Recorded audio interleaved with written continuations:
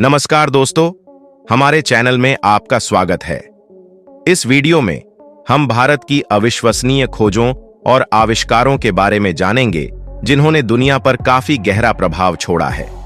गणित और खगोल विज्ञान में महत्वपूर्ण प्रगति से लेकर चिकित्सा और शानदार चमत्कारों तक भारत में ज्ञान और तकनीकी को आगे बढ़ाने का इतिहास रहा है। इस यात्रा में हमारे साथ शामिल हों, क्योंकि आज हम भारत की 10 शक्तिशाली खोजों और आविष्कारों की विस्मयकारी यात्रा पर हैं। प्राचीन काल से लेकर आज तक भारत ने विभिन्न क्षेत्रों में अतुलनीय योगदान दिया है। तो चलिए वीडियो में आगे बढ़ते हैं और भारतीय दिमागों की उल्लेखनीय प्रतिभा का पता लगाएं। Number 1, zero and decimal system. Zero की खोज आर्यभट्ट द्वारा 5वीं शताब्दी में भारत में हुआ था। कुछ अमेरिकी गणितज्ञ यह मानते हैं कि एक अमेरिकी गणितज्ञ आमिर एक्सेल ने कंबोडिया में शून्य की खोज की थी, लेकिन अभी पूर्ण रूप से स्पष्ट नहीं है कि जीरो की खोज किसने किया है। अधिकतर लोगों का यही मानना है कि आर्यभट्ट ने ही जीरो का खोज किया है। आर्यभट्ट के बाद शून्य का श्रेय ब्रह्मपुत्र को दिया जाता है। 7वीं शताब्दी में ब्रह्मपुत्र ने गणितीय संक्रियाओं में शून्य का प्रयोग शुरू किया। आर्यभट्ट ने जीरो को शब्दों में प्रस्तुत किया था, वे इसे अंकों में नहीं बताए थे। आर्यभट्ट को दशमलव प्रणाली में शून्य का उपयोग करने और गणित में शून्य लाने का श्रेय दिया जाता है। भारत के खगोल शास्त्री और गणितज्ञ ब्रह्मगुप्त ने जोड़ और घटाव जैसे गणितीय कार्यों में शून्य का उपयोग किया। जैसे उन्होंने बताया कि जीरो को जीरो से विभाजित करने पर जीरो प्राप्त होता है, किसी भी अंक में जीरो से गुना करने पर जीरो प्राप्त होता है। आपको यह पता होगा कि जीरो एक महत्वपूर्ण नंबर है। जहां पर कुछ नहीं होता है वहां पर जीरो होता है। नेगेटिव एंड पॉजिटिव नंबर के बीच आने वाला एकमात्र नंबर जीरो है। उपरोक्त से यह स्पष्ट है कि शून्य भारत का एक महत्वपूर्ण आविष्कार है, जिसने गणित को एक नई दिशा दी और इसे अधिक सरल बना दिया। जीरो और डेसिमल सिस्टम मॉडर्न साइंस और मैथमेटिक्स का आधार रखते हैं। Number 2, Ayurveda, the science of life. प्राचीन भारतीय चिकित्सा प्रणाली, जिसे आयुर्वेद के नाम से भी जाना जाता है, प्राचीन लेखों पर आधारित है जो शारीरिक और मानसिक स्वास्थ्य के लिए प्राकृतिक और समग्र दृष्टिकोण पर निर्भर करती है। आयुर्वेदिक चिकित्सा दुनिया की सबसे पुरानी चिकित्सा प्रणालियों में से एक है और भारत की पारंपरिक स्वास्थ्य देखभाल प्रणालियों में से एक है। आयुर्वेदिक उपचार में उत्पादों मुख्य रूप से पौधों से प्राप्त किया जाता है, लेकिन इसमें पशु, धातु और खनिज भी शामिल हो सकते हैं। आहार, व्यायाम और जीवन शैली शामिल होती है। इसे दुनिया की सबसे पुरानी चिकित्सा प्रणालियों में से एक के रूप में जाना जाता है। आयुर्वेद की उत्पत्ति की जानकारी किसी को स्पष्ट रूप से नहीं है। यह कब से चली आ रही है, किसी को नहीं पता है। कुछ विद्वानों का मानना है कि इसका इतिहास 3000 से 50,000 वर्ष पूर्व का हो सकता है।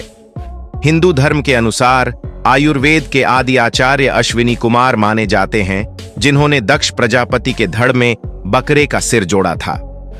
आयुर्वेद का ज्ञान सर्वप्रथम ब्रह्मा से प्रजापति ने, प्रजापति से अश्विनी कुमारों ने, उनसे इंद्र ने और इंद्र से भरद्वाज ने प्राप्त किया। आयुर्वेदिक प्रणाली जिन बुनियादी सिद्धांतों पर आधारित है, वे अनिवार्य रूप से हर समय के लिए सत्य हैं और समय समय पर बदलते नहीं हैं। ये मानवीय कारकों, आंतरिक कारणों पर आधारित हैं। आयुर्वेद की उत्पत्ति का श्रेय अथर्ववेद को दिया जाता है, जहां कई रोगों का उनके उपचार सहित उल्लेख किया गया है। Number 3, yoga and meditation. अभी हाल तक पश्चिमी विद्वान ये मानते आए थे कि योग का जन्म करीब 500 ईसा पूर्व हुआ था, जब बौद्ध धर्म का प्रचलन हुआ।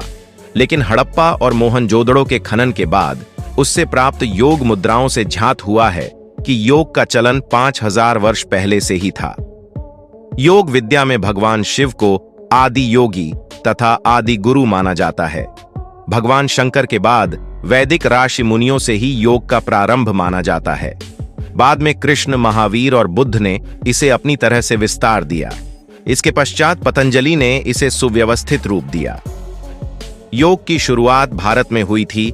आज के समय में भारत देश के कई राज्यों में योग में ध्यान दिया जा रहा है, जिसमें सबसे आगे उत्तराखंड राज्य है।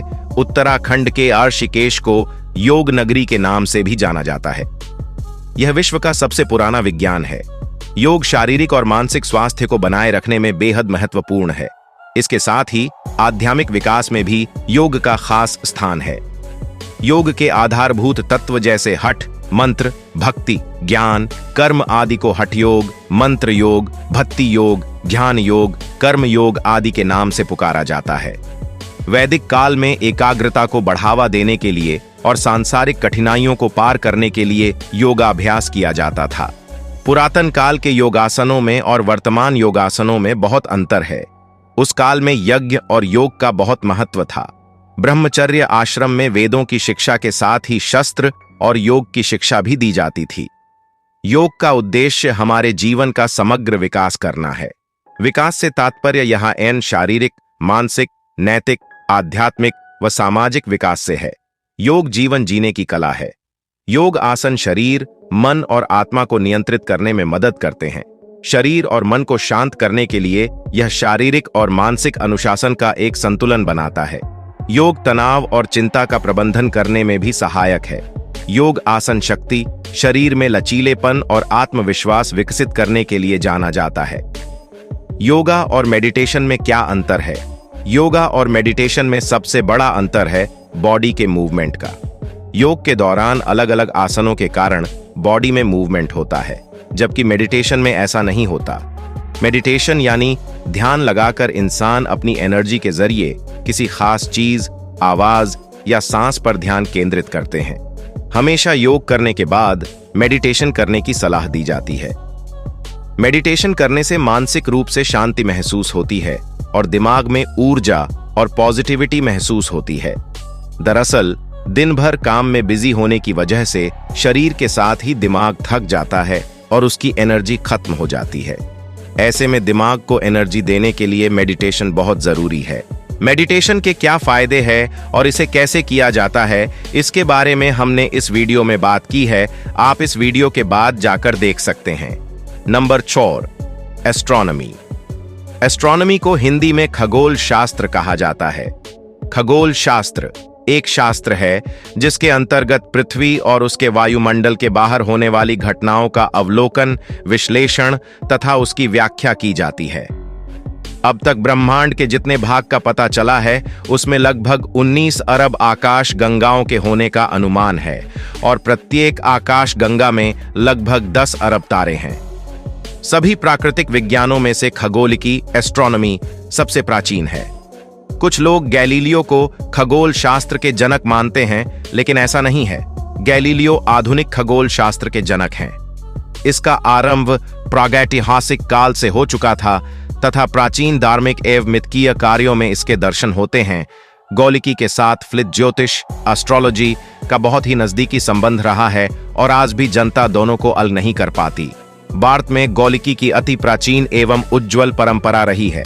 वास्तव में भारत में गौलीय अध्ययन वेद के अंग, वेदांग के रूप में 1500 ईसा पूर्व या उससे भी पहले शुरू हुआ। वेदांग ज्योतिष इसका सबसे पुराना ग्रंथ है। प्राचीन काल के एस्ट्रोनॉमी संबंधी कुछ ग्रंथ ऐसे हैं जिनके लेखकों ने अपने नाम नहीं दिए हैं। ऐसे ग्रंथ हैं वेदांग ज्योतिष काल ईपू 1200। कुछ ऐसे भी ज्योतिष ग्रंथकार हुए हैं जिनके वाक्य आधुनिक ग्रंथों में उद्धृत हैं, किंतु उनके ग्रंथ नहीं मिलते। उनमें मुख्य हैं नारद, गर्ग, पराशर, लाट, विजयानंदी, श्रीशेण, विष्णुचंद आदि। आज भी पंचांग बनाने के लिए आर्यभट्ट की खगोलीय गणनाओं का उपयोग किया जाता है। गणित और खगोल विज्ञान के क्षेत्रों में उनके योगदान की स्मृति में ही भारत के पहले उपग्रह का नाम आर्यभट्ट रखा गया है। आई होप दोस्तों कि आपको वीडियो अच्छा लग रहा होगा। अगर आपको लगता है कि ये वीडियो आपके लिए थोड़ा सा भी हेल्पफुल है तो वीडियो को लाइक करके चैनल को सब्सक्राइब कर लीजिए, जिससे हमारे द्वारा भेजा गया वीडियो आपके पास आसानी से पहुंच सके। चलिए आगे चलते हैं। Number 5, plastic surgery. Plastic surgery का साधारण सा अर्थ है बनाना या तैयार करना। प्लास्टिक सर्जरी में शरीर के किसी भी अंग का टिश्यू लेकर दूसरे अंगों को ठीक करने में लगाया जाता है। जिससे किसी भी महिलाओं या पुरुषों के शरीर को आकर्षक तथा बिल्कुल नया रूप प्रदान किया जा सकता है। महर्षि सुश्रुत प्राचीन भारत में एक चिकित्सक थे, जिन्हें आज भारतीय चिकित्सा पद्धति के जनक और शल्य चिकित्सा प्रक्रियाओं के आविष्कार और विकास के लिए प्लास्टिक सर्जरी के जनक के रूप में जाना जाता है। दुनिया को प्लास्टिक सर्जरी का ज्ञान भले ही 400 साल पहले हुआ, लेकिन महर्षि सुश्रुत ने 2600 साल पहले ही डिलीवरी, मोतियाबिंद, कृत्रिम अंग लगाना, पथरी का इलाज और प्लास्टिक सर्जरी जैसी चीजों को कर दिखाया था। महर्षि सुश्रुत आयुर्वेद के महान ग्रंथ सुश्रुत संहिता के प्रणेता भी है। आचार्य ने सुश्रुत संहिता नाम की अपनी किताब में एजांजो बीमारियों, सैकड़ों औषधीय पौधों और सर्जरी करने के तरीकों के बारे में लिखा है। इस सर्जरी के जरिए नाक, चेहरे, गाल, कान, ठुड्डी, होंठ और ब्रेस्ट को परफेक्ट शेप दे सकते हैं। इसके साथ ही दुर्घटनाओं अथवा गंभीर बीमारियों के शिकार हुए लोगों में खोए हुए चेहरे के साथ खोया हुआ आत्मविश्वास भी वापस लौट आता है। दुनिया की पहली प्लास्टिक सर्जरी काशी में हुई थी, जब महर्षि सुश्रुत के पास एक व्यक्ति कटी हुई नाक के साथ पहुंचा था।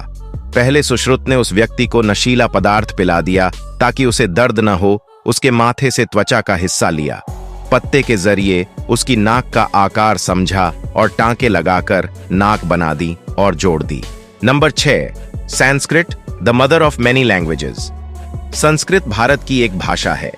संस्कृत एक हिंद आर्य भाषा है जो हिंद यूरोपीय भाषा परिवार की एक शाखा है। संस्कृत दिव्य एवं समृद्ध भाषा है। ऐतिहासिकता की दृष्टि में यह संसार की सभी भाषाओं की जननी है।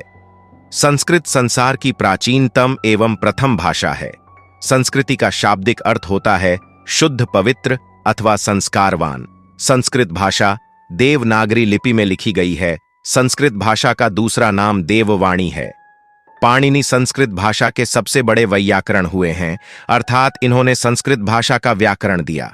इनका जन्म तत्कालीन उत्तर पश्चिम भारत के गांधार में हुआ था। इनके व्याकरण का नाम अष्टाध्यायी है, जिसमें 8 अध्याय और लगभग 4000 सूत्र हैं। संस्कृत भाषा को व्याकरण सम्मत रूप देने में पाणिनि का योगदान अतुलनीय माना जाता है। संस्कृत के सबसे पुराने लिखित अभिलेख वेदों में मिले हैं। ये वो प्राचीन हिंदू ग्रंथ हैं जो 1500 और 1200 ईसा पूर्व के बीच रचे गए थे। दोस्तों, भारत एक ऐसा देश है जिसने काफी चीजों का खोज किया है, जिसके अगर हम वीडियो बनाए तो इस वीडियो को बहुत सारे पार्ट में डिवाइड करना पड़ेगा और वीडियो काफी लंबा हो जाएगा।